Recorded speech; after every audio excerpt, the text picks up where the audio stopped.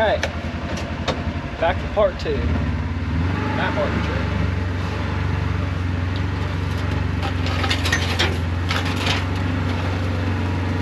This here is another spot where it really helps to have the mule's weight distribution. Get a tree out of my roll cage. Because this, you can't see it, but there's a pothole ravine right here that the front tire's gonna drop down into, and if this thing was nose heavy, it would roll. It's that deep. Like you can see it start to go down, but it doesn't go all the way to the bottom. And then the back drops into it, and it just stays level. Like it's such a nicely balanced.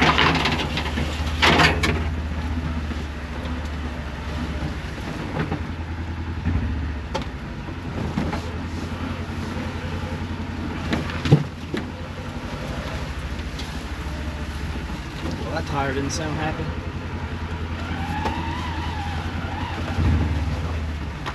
But I didn't hear a big puff of air either, so I assume we're good to go.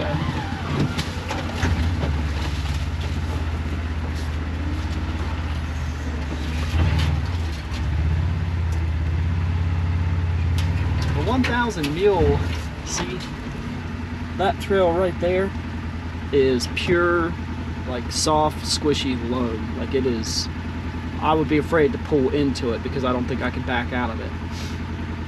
But I've seen Razors and X3s climb it because they can mat the throttle and get their wheels spinning 40, 50 mile an hour trying to go up through there. I don't need 50 mile an hour in a mule. Just give me 30. That's all I want. Give me 30 mile an hour wheel speed. This spot here, let's see here. As you can see by the other end of that hole, I'm not getting up it. That's vertical, and then breaks over, and they put 2 more ruts right there at the top of it. So it's just not happening. So we got to skirt around the side over here. This is a pretty steep spot we're about to get into, but it's a fun one too.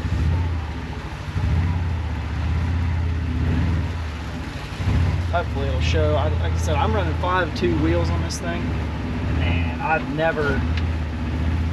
had it almost come up on me, but not in a spot like this where I'm going slowly and controlled.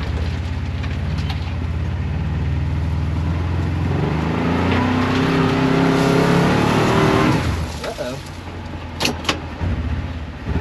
I don't have much room to back up here either. This is where the 820 will not do what I'm about to do. Of course, this thing might not do it either, but let's find out. The 820 would not do that.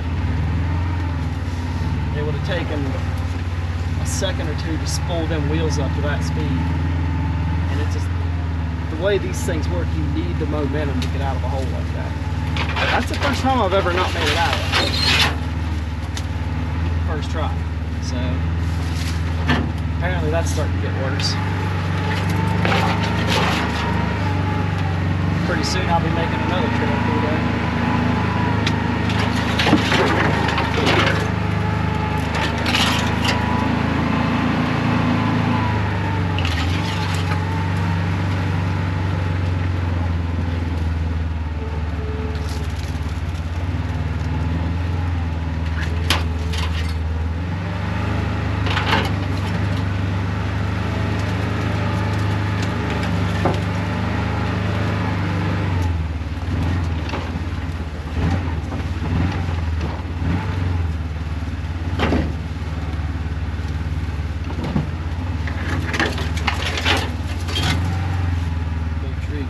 Obviously, let's go around this.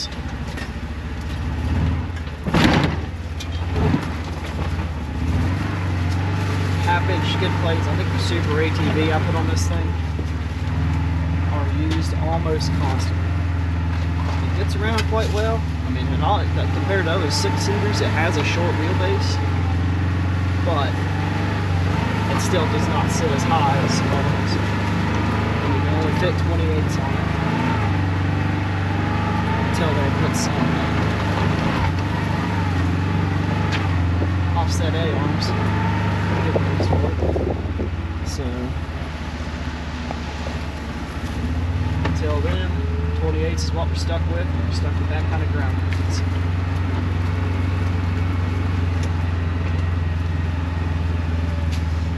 I like my Super ATV skid plates. You know, they're held on with self-tapping screws, which is what the factory ones are kind of held on with too. But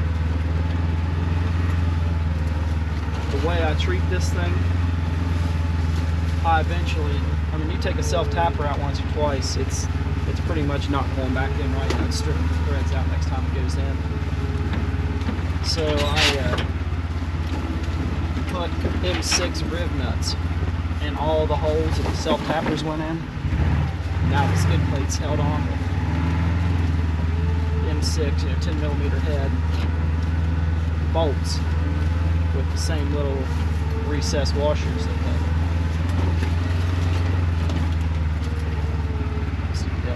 that the self-tappers use. It works really well. Never sees them up real good. You know, I don't do a whole lot of maintenance on this thing. If something's wrong with it, I'll obviously fix it. But in terms of oil changes and stuff like that, I just do them when they're called for. If I sink it or do something particularly stupid with it, overheat it, or something weird happens on a ride, yeah, I'll check it out. But these wheels seem to be pretty tight. Like I said, this is the first generation of the 1000, which I've never bought a first generation of anything ever because I don't trust it. But it seems to be a KRX task engine and a Kawasaki mule frame, and I know the 820 mules, I beat that 820 line. I beat it in the ground. It just kept coming back. Nothing ever went fatally wrong with that machine. Nothing in the transmission, nothing in the differentials, nothing. I broke a couple. Actually, I never broke an axle. I would get a ripped boot on occasion. And when my boot got ripped, they're done. I mean, you can kind of seal them back up and run them again, but if they get one little piece of dirt in them, they're never going to be right again. They will start popping.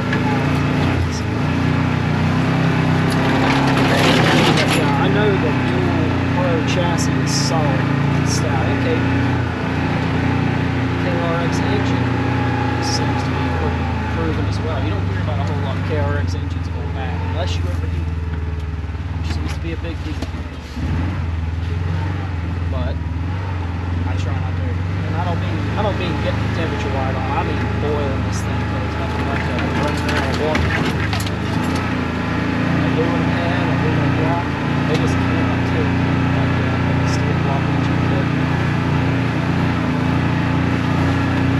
But I'm very used to this thing. I run it hard. Hopefully if I find a sucker that shoots some outside the car video,